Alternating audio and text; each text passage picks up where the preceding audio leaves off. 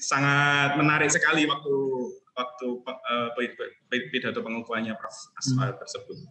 Kalau saya boleh kutip, terima kasih pada MAPK Surakarta, jabatan profesor yang saya terima ini sebenarnya adalah hanya catatan kaki dari kehidupan yang pernah saya terima di MAPK Surakarta. Mengesankan itukah, Prof?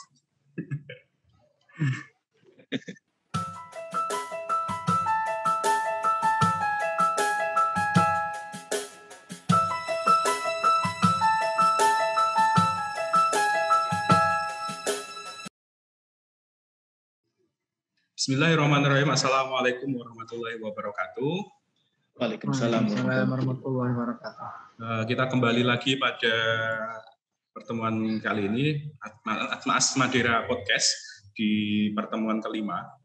Sebelumnya kita sudah ngobrol sama Gus Izak ya, di Kanada, kemudian ngobrol sama Mas Andar di Prancis, dan kemudian kemarin ngobrol seru sama Mbak Sumi, seorang psikologi yang di Universitas Brawijaya. Pada pertemuan kali ini kita ada kedatangan tamu yang luar biasa. Tamu yang sebenarnya sudah saya tunggu-tunggu dari lama karena banyak pertanyaan di kepala saya tentang beliau, karena beliau itu termasuk yang pencetak sejarah di MAPK Solo.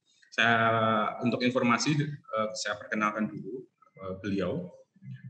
Nama beliau adalah Profesor Dr. Asfa Widianto MA. Beliau adalah profesor pertama di MAPK.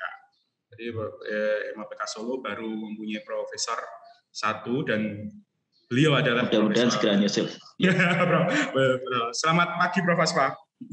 Ya, selamat pagi ya teman-teman semuanya ini, pada Mas Firdan dan Mas Faisal. Ya, terima kasih atas waktunya menyempatkan buat ngobrol-ngobrol sama teman-teman nanti yang kita bisa kita sharing kepada alumni MAPK, baik alumni MAPK atau masyarakat umum terkait dengan pengalaman beliau, prestasi beliau, dan lain-lain. Oke, Prof, kita akan mulai obrolan kita. Kan karena ini podcastnya Asmadera itu podcastnya MAPK Solo, kita akan banyak ngobrol tentang MAPK Solo karena ada yang menarik dari Prof. Asfa ini, karena waktu pengukuhan guru besar profesornya beliau, saya kan juga ikut di sana mendampingi Ustaz Sukemi waktu itu. Ada statement yang sangat menarik sekali waktu pidato pengukuhannya Prof. Asfa tersebut. Kalau saya boleh kutip, terima kasih pada MAPK Surakarta, jabatan profesor yang saya terima ini sebenarnya adalah hanya catatan kaki dari kehidupan yang pernah saya terima di MAPK Surakarta. Mengesankan itukah, Prof?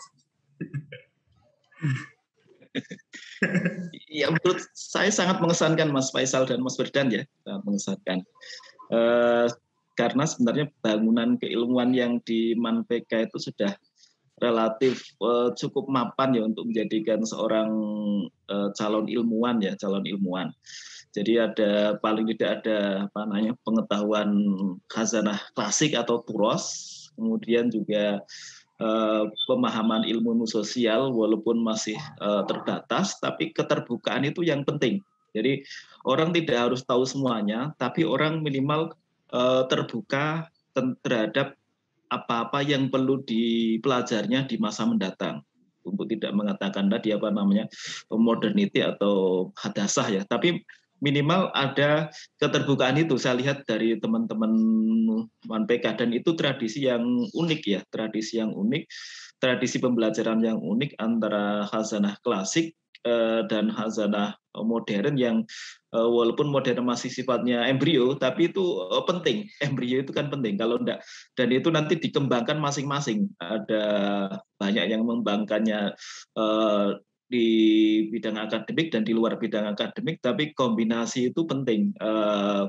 Sehingga saya menyatakan itu, saya itu spontan terus terang, Mas Faisal dan Mas Firdan ya, karena saya melihat bahwa yang saya pelajari di MAPK itu sebenarnya sudah relatif banyak, sudah fondasi yang kuat. Kemudian tinggal setelahnya itu mengembangkan pondasi yang sudah ada. Jadi yang sulit itu membuat pondasinya kan, kalau rumah itu pondasi yang establis, yang mapan dan sebagainya. Sementara MANPK sudah sudah mengarahkan kita bersyukur pada guru-guru kita untuk membuat pondasi yang mapan dengan guru-guru kita dari berbagai macam latar belakang dan juga pandangan sosial keagamaannya beragam. Itu kan sebuah sebenarnya kalau kita kadang mempertentangkan ya tidak ada untungnya. Tapi kita melihat sebagai sebuah warna-warni yang kita dibiasakan untuk melihat berbagai ragam pandangan sosial keagamaan yang sangat indah dan kita perkara nanti kita milihnya seperti apa atau bahkan menjadi hybrid itu cangkokan atau sebuah kombinasi sendiri itu kan menjadi menarik sehingga kita tidak menjadi orang yang tertutup, menjadi orang yang fanatis yang itu nanti merugikan masa depan kita sendiri karena dunia itu luas ya. Kalau dunia itu luas, kalau kacamata kita itu terbatas ya, dan itu kita meyakini dengan seyakin-yakinnya bahwa pandangan kacamata kita itu sangat benar, itu kan menjadi absurd ya, ketika kita kemudian harus ke luar negeri atau di luar wilayah kita, ternyata saya itu pandangannya terlalu naif, itu kan pandangannya terlalu naif. Kecuali memang tidak merasa itu naif, kemudian sampai dimanapun tetap ngotot semacam itu kan menjadi kayak badut sebenarnya, badut. Jadi kalau ada beberapa ilmuwan mengatakan bahwa smartness atau kecerdasan itu limitless tanpa limited ya, dengan batasan, ada batasannya. Tapi ignorance atau kedunguan dan sebagainya itu sebenarnya tanpa batas, karena itu kalau kita sadari itu menjadi problem. Mending orang yang menyadari keterbatasan keilmuannya, keterbatasan pengetahuannya dan berusaha mengembangkan, daripada kemudian berhenti di satu titik kemudian merasa sudah tahu segalanya. Itu karena proses bagi manusia itu proses yang sifatnya tak kenal henti. Ada filosof Prancis Lyotard namanya mengatakan, we were not born as human, but we learn to be human through our interaction with others. Jadi kita itu tidak lahir semata-mata langsung bertunduk ya bahasa Jawanya menjadi manusia, tapi kita itu nanti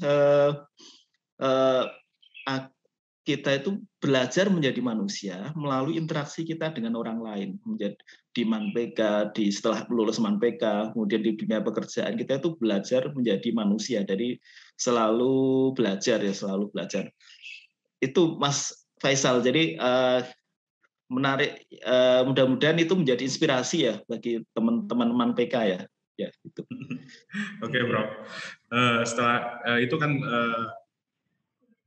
ternyata mengesankan itu sampai dikutip dalam pidato pengukuhan Profesor Pak. Kemudian kita flashback ke awal masuk tema PK tuh, kita pengen tahu Prof. Asfa tuh aslinya dari mana, Prof? Saya itu dulu asalnya dari Batang. Oh, Batang. Batang ya. Dari MTS, Prof? Dari MTS atau MTS Muhammadiyah. MTS Muhammadiyah di MTS. Batang, ya.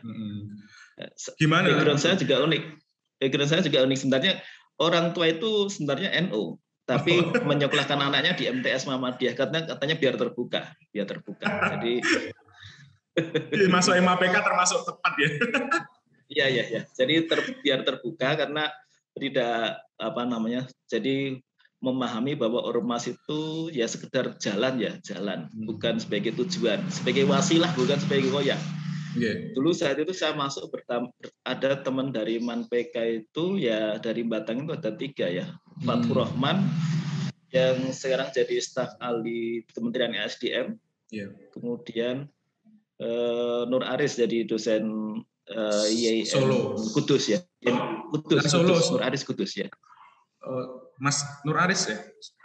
Nur Aris di Kudus sekarang. Di Kudus. Ya. Tapi saat itu saya pertama waktu cari kos itu ketemunya dengan Muhammad Yasir Alimi. Oh, Mas Yasir. Cari kos awal Mas Yasir Alimi. Dan yang mengesankan sama Mas Yasir itu saya karena baru pertama kali keluar kota ya. Saya itu sama-sama sama. Beliau dari Grobogan, saya dari Batang, enggak tahu ya.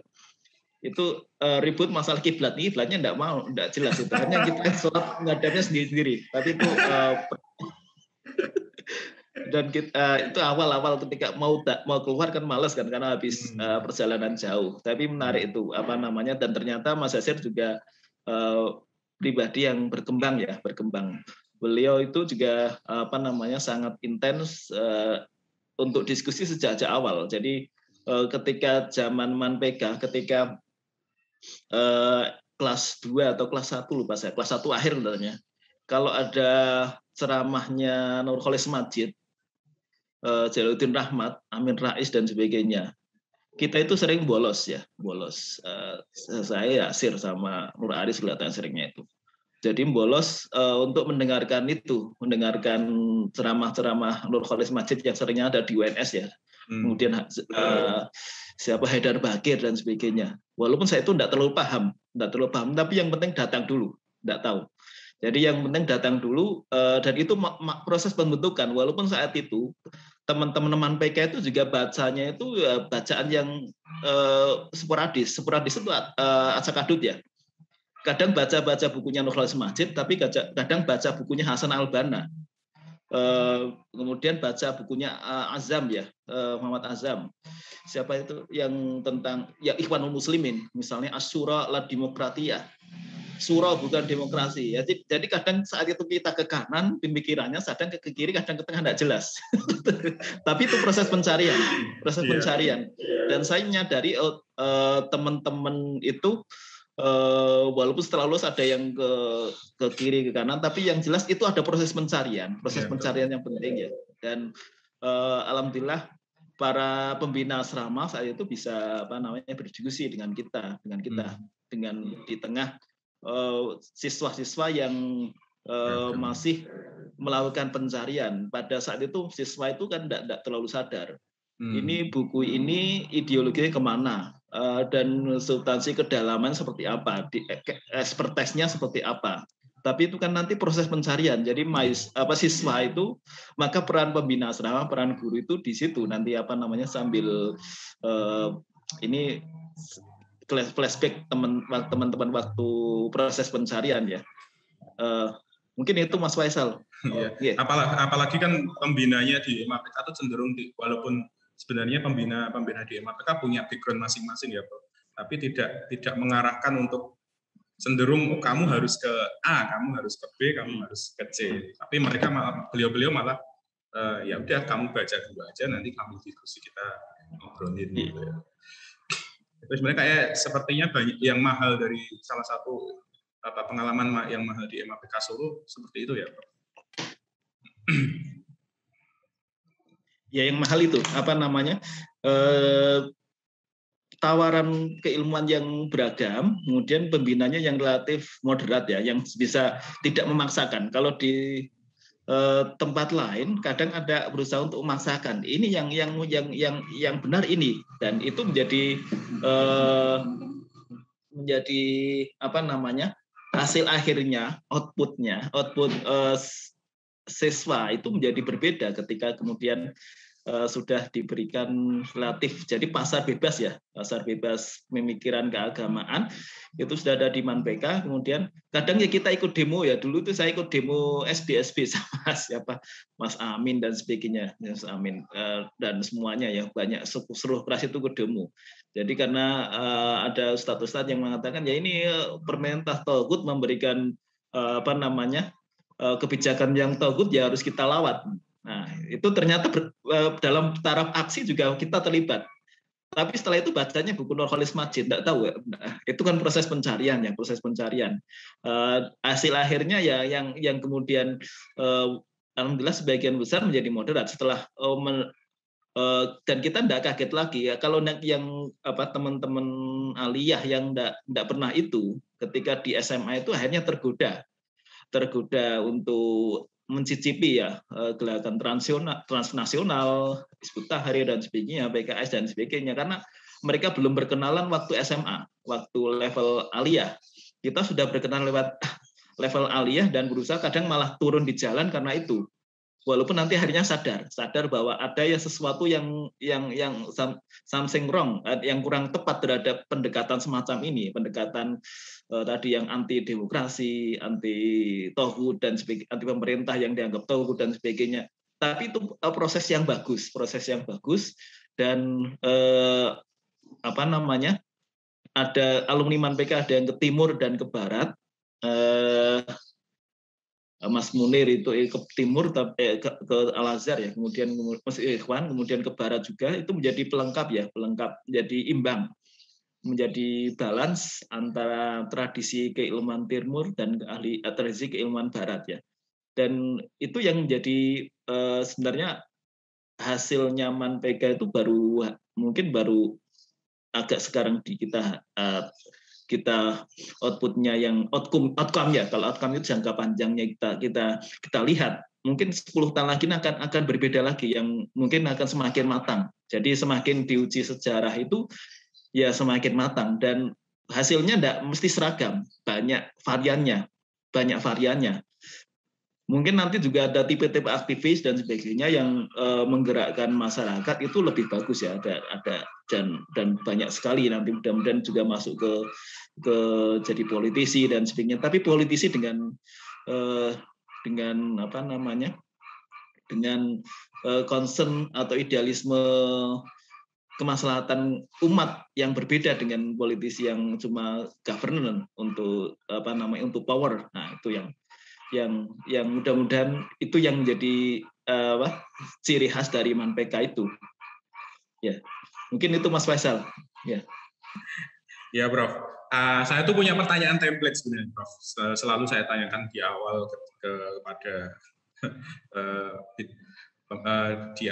podcast ini. Pertanyaannya adalah, dulu kenapa memilih MAPK Solo, Prof, sebagai tujuan?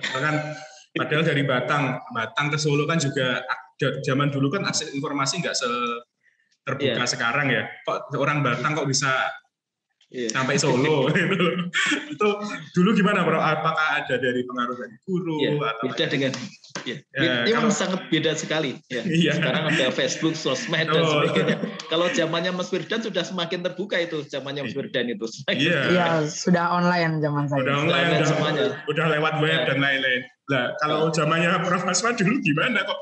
Kalau kemarin kan Mas Andar saya tanya, orang Wonosobo ngapain ke Solo gitu. Kok ternyata beliau tuh dapat info sebenarnya dari majalah langganan Bapak beliau, majalah Merindang, yang memuat beberapa tulisan tentang MAPK Solo. Jadi beliau memang dari SD itu sudah mendambakan bahwa saya akan sekolah di MAPK Solo karena membaca majalah itu. Ini Prof Asma gimana waktu itu, zaman dulu kok punya informasi kepada MAPK Solo dan memilih MAPK Solo untuk melanjutkan? Ya, terima kasih. Ya, ini makasih Mas Faisal. Ini memang menarik. Kalau kontennya sekarang tidak terlalu masalah ya. Saya itu dari Batang itu ada 3 dan kebetulan orang tuanya bersahabat semuanya. Saya sama orang tuanya Mas Fatur Rahman itu sebenarnya satu desa di Tersono Batang, tapi kemudian saya itu tinggalnya ngikut ibu, dan bapak itu juga ikut ibu akhirnya di kota. Kalau akses informasi jelas lebih bagus saya. Tapi kita alhamdulillah di Kemenak Batang itu memberikan informasi yang seragam untuk semua alumni MTS saat itu. Jadi bahkan akhirnya yang Mas Fatur Rahman yang termasuk di paling pelosok ya, itu juga mendapatkan informasi yang sama, Mas Fatur Rahman. Kemudian Mas Nur Aris di Bandar itu juga mendapatkan informasi yang sama, dan alhamdulillah kita bisa masuk itu.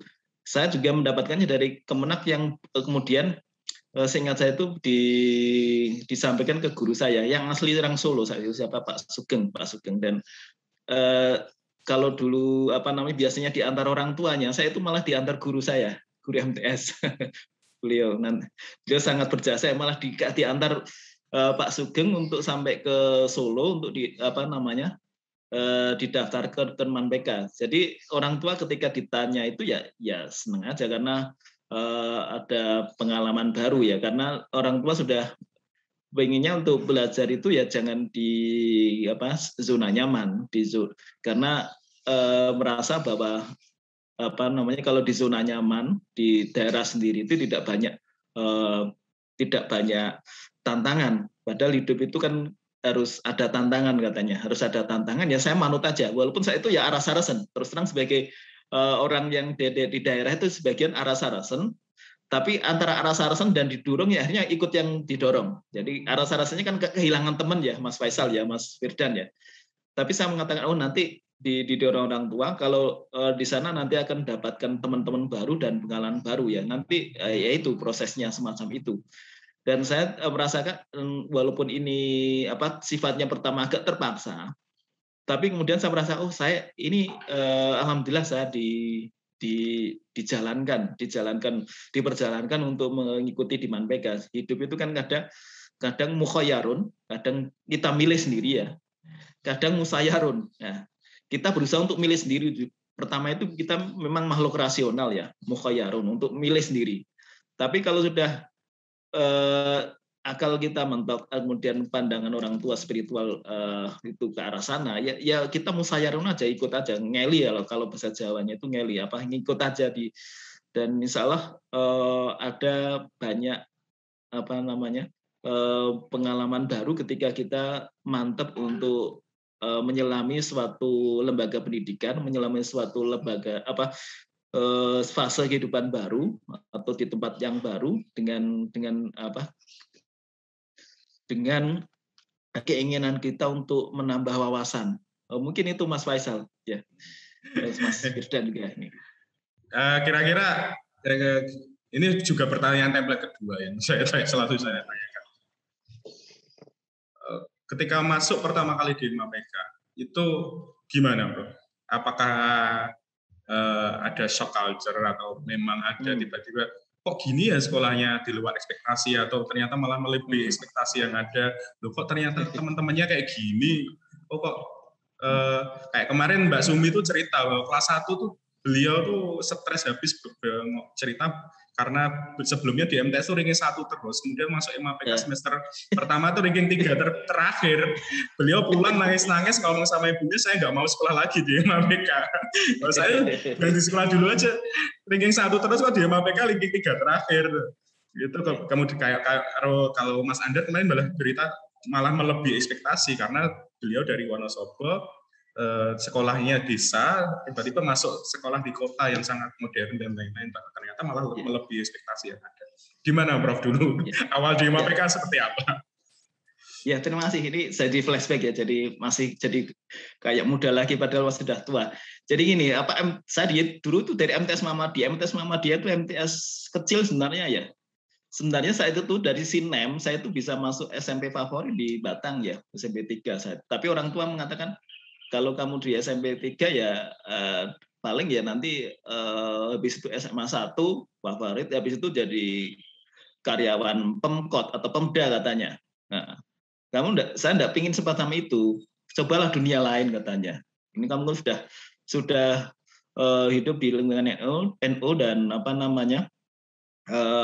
sudah secara secara NU, maka cobalah belajar dari sisi Muhammadiyah, pendidikan Muhammadiyah, dari pergerakannya. Nah ini kemudian ManPK untuk melihat secara moderat katanya. Ya udah, saya ikut aja, enggak apa-apa.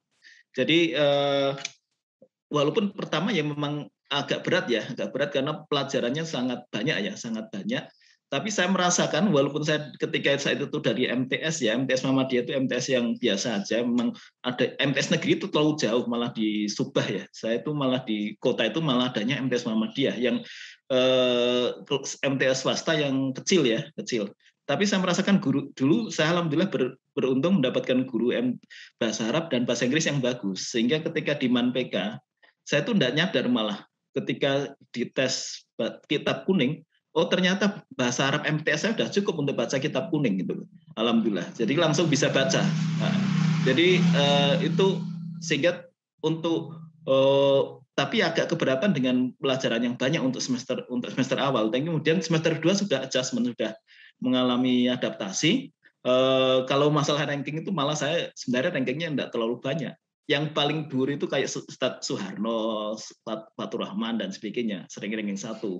Siapa kemudian tapi saya orang yang sering belajar ya, enggak peduli dengan ranking. Saya itu enggak terlalu peduli dengan ranking. Paling banter itu saya ranking 4. Malah seringnya itu di ranking 20-an. Justru kalau misal saya malah anti ranking saat itu. Kalau orang tua itu memaksa untuk ranking atas ya, Fatur Rahman ranking 2 ya. Saya itu malah saya down kan jadi ranking 20 30. Sengaja protes ya. Jadi karena belajar saya sudah punya pilihan dari awal, nggak tahu belajar itu bukan untuk ranking, karena ranking itu biasanya tidak long lasting ya, tidak akan berefek panjang. Jadi orang-orang kalau kita belajar ranking itu nanti paling menghafal, kemudian setelah ujian hilang. Saya merasa saya harus melihat ini aspek kemanfaatannya, aspek yang harus saya pahami ya. Jadi saya pahami walaupun nanti ujian tidak bisa full 100% atau 95%, minimal saya sudah memahami, dan itu jadi modal saya untuk pendidikan saya mendatang. Itu menjadi tujuannya mencari fondasi tadi. Alhamdulillah itu sebagian besar bisa terpenuhi ya. Jadi fondasi ilmu balaghah itu saya dapatkan di Manpeka, usul fikih, ilmu kalam, ilmu hadis, ilmu Quran dan sebagainya. Maka kemudian walaupun saya bukan jurusan syariah, kalau bicara sama teman-teman syariah misalnya sekedar bicara usul fikih daki saya juga paham, fikih wadhaibul arba juga paham, karena walaupun juga bukan jurusan fikih, bukan jurusan syariah. Itu yang mungkin agak berbeda. Jadi kalau di angkatan saya itu lucu Mas Faisal, Mas Firdan. Dimulai dari angkatan pertama kelihatannya. Jadi kalau enggak tahu kalau dari sekarang di setiap kelas yang 40 itu ada semacam konsensus 1 atau 2 orang itu agak stres belajarnya. Kemudian mereka akhirnya tidak kuat, akhirnya ke kuburan ya, ke Bonoloyo dan sebagainya. Tapi setelah itu menjadi normal lagi. Nah, itu menjadi normal lagi. Mungkin karena kebanyakan pelajaran ya. Memang kurikulum di Manpeka itu sebenarnya ya bagus untuk yang orang yang sudah siap menerima beban yang secara penuh ya. Tapi kalau yang kurang siap, jadi bukan cuma IQ ya, tapi kalau dalam istilah psikologi itu namanya adversity, ketahan bantingan. Itu kalau ketahan bantingannya rendah, itu akhirnya ya agak stres ke kuburan itu. Tapi itu proses. Kadang orang itu semacam itu. Mungkin kalau sekarang udah relatif berkurang. Kalau di awal-awal itu banyak semacam itu, karena juga kita sifatnya uji coba ya, trial and error, dan ustadz dengan berbagai macam keilmuan dan keilmuannya sangat mendalam di masing-masing ya. Sebenarnya kan biasanya kan guru aliyah itu kan S1 ya sekarang. Sementara di Manpeka itu banyak S2 dan sebenarnya setara dengan dosen. Kemudian dalam tanda kutip memaksakan untuk memberikan pelajaran pada anak SMA. Kalau untungnya alhamdulillah sebagian besar kuat. Kalau kuat itu ya menjadi fondasi mereka mendatang. Tapi ada sebagian kecil yang kurang kuat, yang kalau istilahnya dalam analoginya itu embernya itu hanya muat misal 20 liter. Ketika dikasih 30 liter yang meludak. Itu yang sebagian jadi problem. Tapi itu hanya sebagian kecil itu. Alhamdulillah sebagian besar siap dan akhirnya bisa menerima ember-ember yang lain yang lebih besar, atau juga bahkan mengkreasi model embernya sendiri, kemudian menjadi trendsetter untuk dalam bidangnya masing-masing. Ya, ini kreasi atau sunnah yang bagus ya, tentu dengan ada efek sampingnya. tapi saya lihat overall secara umum itu menjadi model yang cukup sukses ya untuk pendidikan di untuk menengah atas. Mungkin itu Mas Faisal dan Mas Wiridan. Menarik sekali ini nostalgianya dari Prof. Asfa. Dan yang ini Prof, yang ingin saya soroti dan ini menarik itu di tadi pas fase di MAPK ketika gejolak pemikirannya sudah mulai tumbuh. Jadi tingkat kritisannya kita sudah terbuka dan itu tidak mungkin kalau misalkan tidak terinspirasi dari para asatid waktu itu. Kira-kira yang masih teringat dan masih membekas di Prof. Asfa sampai saat ini kira-kira siapa dan bagaimana itu Prof? Ya, terima kasih. Hampir semua ustadz itu membekas di kita ya. Ada yang walaupun kita baru menyadarinya belakangan, ada yang ke kiri, ada yang ke kanan, ada yang di tengah. Tapi kita menyadari bahwa itu alhamdulillah menawarkan beragam perspektif ya. Beragam perspektif. Ada ustadz dari Ngruki yang kemudian bahasa Arabnya juga bagus, khazanah ilmu klasik yang bagus, tapi dalam menyikapi fenomena sosial keagamaan itu cenderung kaku ya. Kita menghargai itu dan melihatnya secara ini bagus untuk khazanah turos ya, untuk khazanah klasik ya, khazanah klasik. Kemudian ustadz di Gontar itu cenderung di tengah ya, di tengah yang memberikan inspirasi buat kita bahwa kita itu juga harus memikirkan jalan tengah, menyikapi persoalan sosial modern yang juga berubah. Yang walaupun ada kalau ustadz dari Gontor ya kadang ada yang kelewatan juga tentang itu khazanah turosnya itu kurang ya, khazanah turosnya kurang. Tapi saya melihatnya itu gabungan yang menarik, bisa kita gabungkan sendiri. Kemudian ustadz yang dari dari pondok NU ya, itu khazanah klasiknya bagus ya. Tapi itu kita lihat dan juga tentang khutbah ya, tentang moral, tentang petunjuk sebagai moral guidance ya bagi kita. Itu kita lihat sisi positifnya. Walaupun kadang cenderung statis ya, tapi kita lihat secara sisi positifnya semua. Kita kan berusaha dan kita mengambil best practice dari mereka itu untuk menggabungkan dengan pola-pola kita. Tentu tidak karena mereka dengan pendidikan semacam itu memberikan yang terbaik buat kita, ya kita suruh ngambil yang terbaik. Tentu dengan disesuaikan kondisi dan tantangan zaman kita. Dan saya yakin dulu teman-teman MANPK itu juga prosesnya semacam itu sebagian besar ya, ada yang ikut ke kiri, ada yang ke kanan, tapi akhirnya alhamdulillah ke tengah ya, alhamdulillah agak ke tengah, dan tentu dengan mengapresiasi dari khazanah klasik dan modern, dan itu menjadi sumbangan terpenting ya, mungkin nanti sehingga jalan tengah atau moderatisme yang digagas, yang dilahirkan dari teman-teman MANPK itu mungkin nanti baru kerasa 10 tahun ke depan itu mungkin agak berbeda dengan generasi awal yang Nurcholish Madjid dan sebagainya. Kalau Nurcholish ya saya sangat mengagumi Nurcholish Madjid ya, kemudian dulu misalnya Jalaluddin Rahmat dan sebagainya. Tapi kalau kita nanti kemudian sudah pada satu titik itu nanti merasa bahwa ada sesuatu yang kurang dari Nurcholish Madjid misalnya, karena mereka kan hidup pada zaman itu dan belum mengapresiasi khazanah ilmu sosial politik modern ya, tapi sangat revolusioner di zamannya, sangat revolusioner dengan zamannya. Jadi yang teman-teman waktu angkatan saya itu inspirasinya ustadz, tapi juga kita belajar juga dari figur-figur nasional yang kebetulan hadir di Solo, terutama seringnya di WNS, sehingga dan juga dari buku-buku yang ada di MANPK, buku-buku di MANPK dengan beragam bahasa ya, dengan itu memberikan pengayaan buat kita bahwa ada masih banyak hal-hal yang kita pelajari. Jadi keuntungan MANPK itu bisa memberikan tadi bekal bahasa. Bekal bahasa itu kan sulit ya, Mas Faisal dan Mas Firdan ya.